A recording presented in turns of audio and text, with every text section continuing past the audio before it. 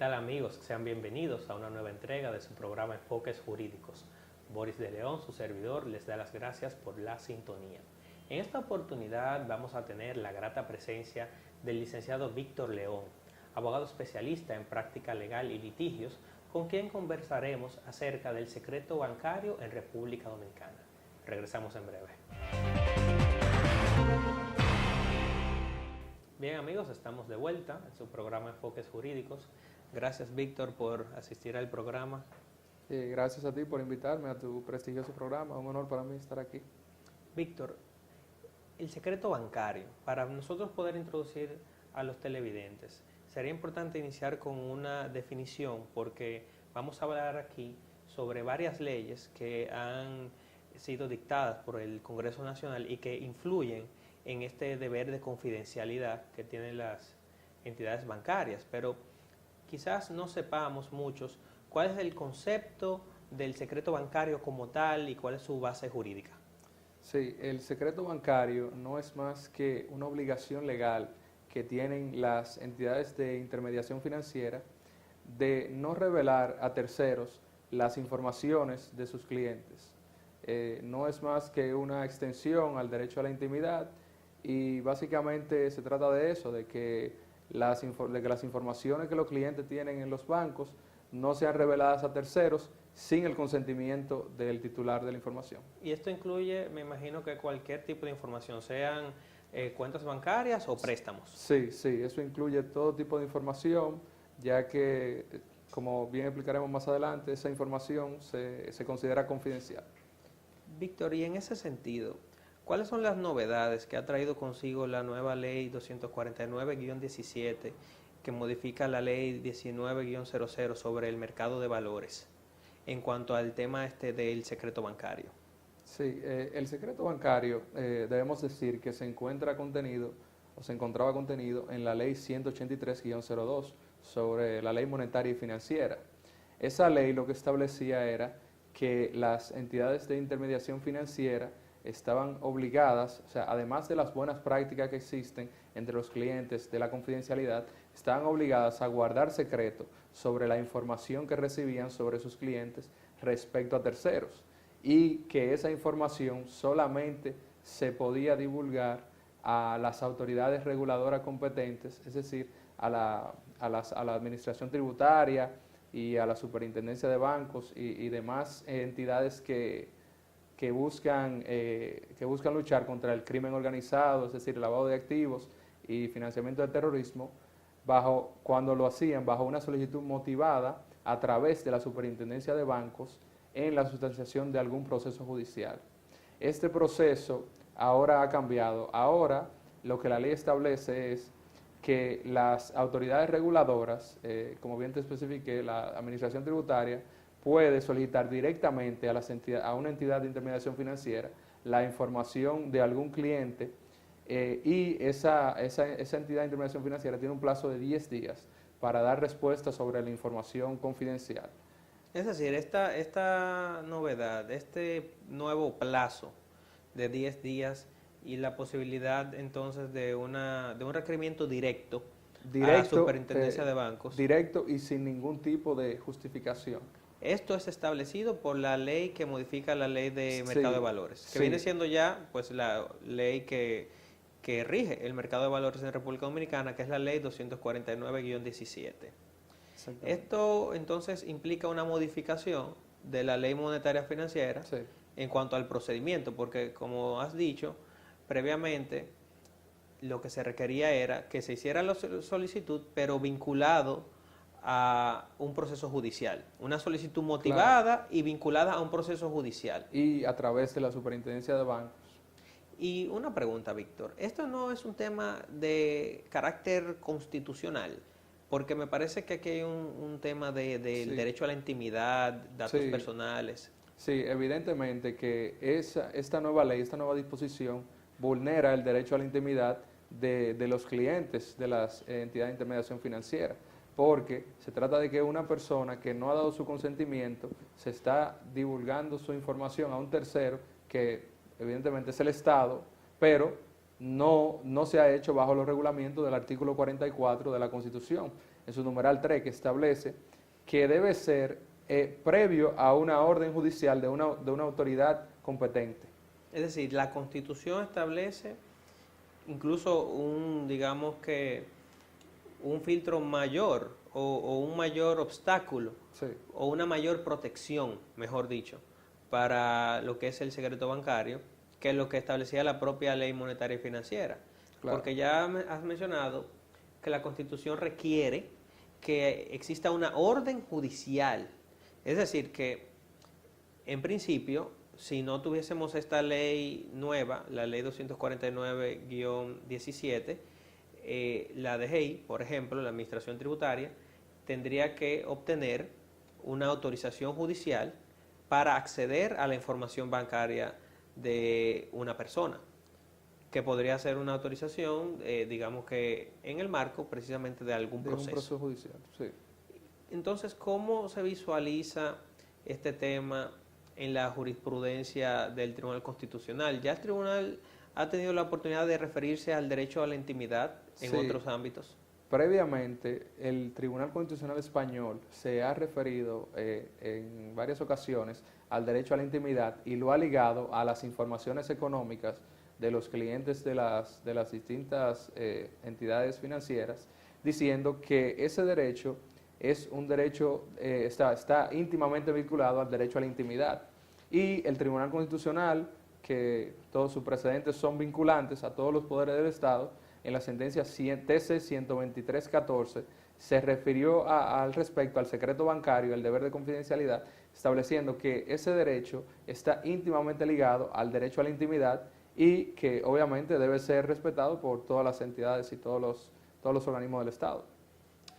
Víctor, ¿y esto significa entonces que existe la posibilidad de que algunas personas interesadas eleven una acción al Tribunal Constitucional y que el Tribunal Constitucional analice seriamente entonces la constitucionalidad de esta disposición nueva de la ley que regula el mercado de valores en cuanto a ese trámite directo y sin autorización previa?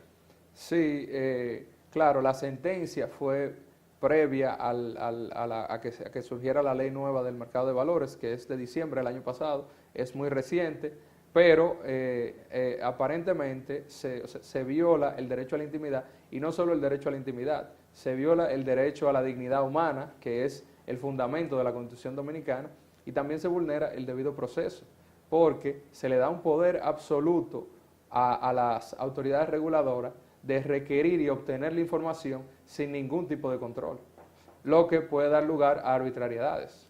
Y de hecho, hay otra sentencia también, ahora recuerdo, del Tribunal Constitucional, que es la 200-13, que incluso declaró la inconstitucionalidad parcial de un reglamento del Instituto Dominicano de Telecomunicaciones, que también regulaba de alguna manera el acceso a las informaciones que retenían los proveedores de servicios públicos de telecomunicaciones. Ahí recuerdo que había un tema de que este reglamento obligaba a las prestadoras, a las telefónicas, a retener estas informaciones de la duración de las llamadas, cuál era el número de salida, el número de destino, y durante un plazo, y poner estas informaciones a disposición de los organismos de seguridad del Estado sin ningún tipo de autorización previa judicial, y también en ese momento se aplicó entonces la protección del artículo 44, numeral 3 de la Constitución.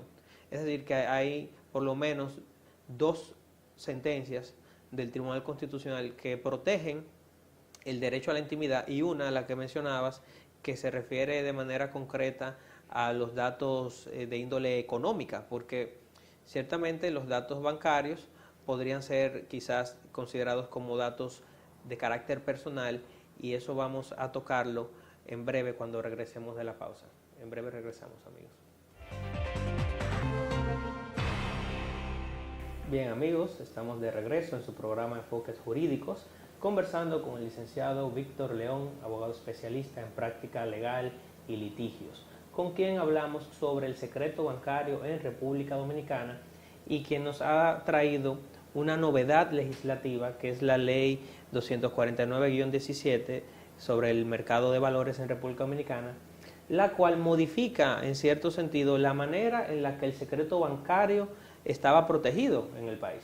Previamente, como bien has mencionado en el segmento anterior, se requería una solicitud motivada dirigida a la Superintendencia de Bancos y vinculada a un proceso judicial. Entonces, ahora esta nueva ley, la 249-17, permite que ciertas autoridades, como la Administración Tributaria, exija de manera directa a la Superintendencia de Bancos y sin motivación o justificación de rigor alguno, digamos que acceso irrestricto a la información bancaria de un contribuyente. Y esta entonces Superintendencia de Bancos tiene que responder dentro de un plazo de 10 días. No la superintendencia, la entidad de intermediación financiera, directamente. El requerimiento no es a la superintendencia. No, es directamente a las entidades de intermediación financiera que tienen un plazo de 10 días laborables para responder la solicitud. Bueno, pero es incluso bastante mayor el peligro que yo observo. Sí, porque realmente ni siquiera es que es a la superintendencia, sino que es directamente a la entidad de intermediación financiera. Y a otro participante del mercado de valores, porque incluye Claro, que entonces ese particular, ese banco, ese puesto de bolsa, realmente difícilmente pues podrían resistir ese requerimiento. Exactamente. Sí. Víctor, pero esta información bancaria podría ser considerada como un dato de carácter personal.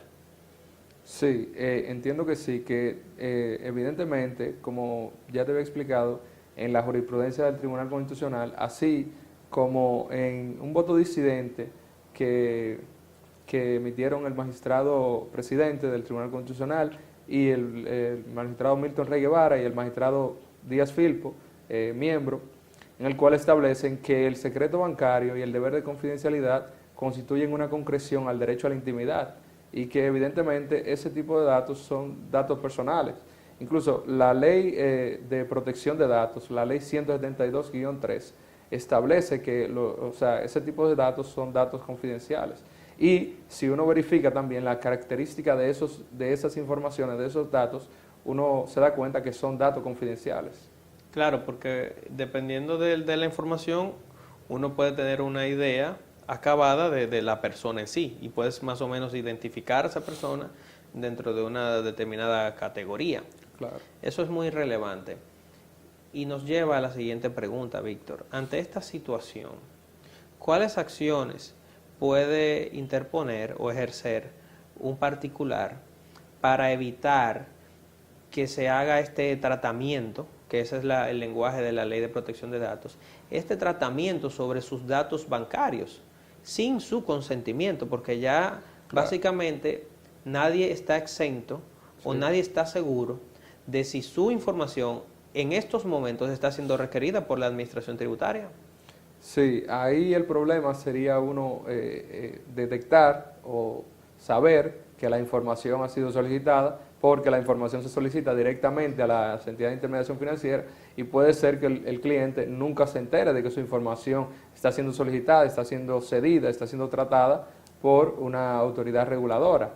Ahora, en caso de enterarse, yo recomendaría o entendería que la acción procedente sería un habeas data, que a los fines de suspender esa cesión de la información y decir, no, espérate, tú estás cediendo mis datos personales y en violación a la Constitución. Aunque la ley lo establece, eso es inconstitucional, voy a una acción ante un tribunal diciendo, no cedas mis datos, pues son mis datos personales. Claro, esta situación constitucional resulta muy interesante porque según nuestra Constitución todos los jueces son garantes de la Constitución, sí. Valga la repetición. Y esto nos lleva a la siguiente cuestión. ¿Sería entonces una prueba legal totalmente, digamos que la relación de movimientos bancarios obtenida por, digamos, por ejemplo, la Dirección General de Impuestos Internos en el marco de un proceso en contra de un contribuyente? O sea, ese contribuyente, al existir esta cuestión de constitucionalidad, podría incoar una excepción de inconstitucionalidad. Sí, claro que sí. E incluso Por eso es que yo particularmente estoy de acuerdo con el fin de la ley, pero no estoy de acuerdo con el medio, o sea, no estoy de acuerdo con la forma de la ley, porque tú estás hablando de una prueba que se obtiene de forma ilícita, una prueba que se obtiene sin resguardar el debido proceso del ciudadano. Claro. Entonces, al fin y al cabo, se dispuso de un procedimiento que se parece mucho a lo que comúnmente se conoce en Estados Unidos como el Fishing Expedition. O sea, tú estás buscando una información, tú estás procurando una información, pero tú no tienes ningún fin ni una sospecha legítima de que se comete un ilícito.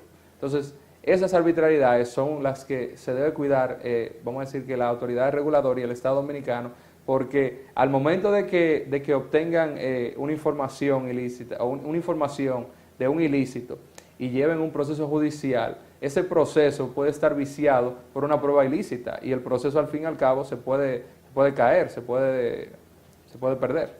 Claro, porque de hecho ese requerimiento de la autorización previa judicial lo que persigue es precisamente garantizar el debido proceso y evitar, digamos que, el acceso arbitrario a estas informaciones, que son informaciones muy sensibles, porque atañen a la vida económica de las personas, a la posición económica, el estatus económico de las personas, y realmente tienen una protección constitucional incuestionable.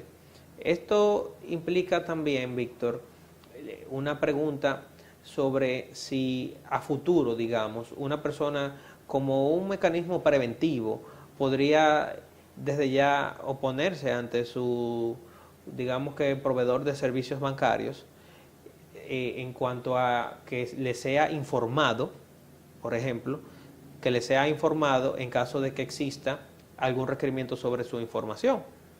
Porque algo que hay que tomar en cuenta es que, ciertamente como dices, no estamos criticando esta novedad legislativa en aras de, digamos que, obstaculizar los objetivos de transparencia de la ley y los objetivos de combate al lavado de activos, que también tenemos una vinculación con la ley 155-17 contra el lavado de activos y el financiamiento del terrorismo.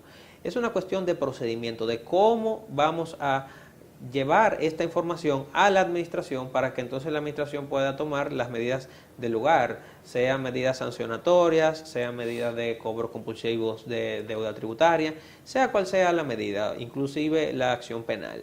El tema reside en que no se puede obviar la autorización previa judicial, la autorización judicial previa que exige la Constitución de la República. Claro, porque incluso en los casos de intercepción de telecomunicaciones, el Código Procesal Penal es muy claro de un procedimiento que hay que seguir para obtener dicha autorización. O sea, tú tienes que ir donde un juez, motivar una solicitud, especificar cuál es el fin que tú procuras con esa intercepción de una telecomunicación, de un teléfono, de un correo, y también tiene un plazo. O sea, no puede ser abierto. No puede ser que la administración pueda requerir información ilimitada, de información económica ilimitada de una persona sin que haya algún mecanismo de control. Porque la Constitución, o sea, a pesar de que regula derechos, deberes, garantías fundamentales y organiza el Estado sociopolíticamente, es un mecanismo de control para el Estado. Claro, claro, y lo que persigue es digamos que el desarrollo progresivo de los derechos de las personas. Y si dentro de esos derechos tenemos el derecho a la intimidad, el derecho a la dignidad, el derecho a la protección de datos personales, esta novedad legislativa, esta nueva ley en cuanto a los artículos que se refieren al tema del acceso a la información bancaria no puede estar encima de la Constitución. Exactamente, el artículo 6 de la Constitución es muy claro, cual establece la supremacía constitucional y el orden jerárquico. La Constitución está por encima de todas las disposiciones, la Constitución y los tratados internacionales. Entonces, una ley que esté en contra de la Constitución, evidentemente es nula y debe ser declarada inconstitucional. Así es. Pues muchísimas gracias, Víctor, por comparecer aquí a Enfoques Jurídicos. Este tema ha estado muy interesante y es muy novedoso e importante su conocimiento para los ciudadanos. Esperamos contar contigo en una nueva ocasión. Gracias por invitarme. Un placer estar aquí. Y hasta una próxima entrega, amigos, de Enfoques Jurídicos.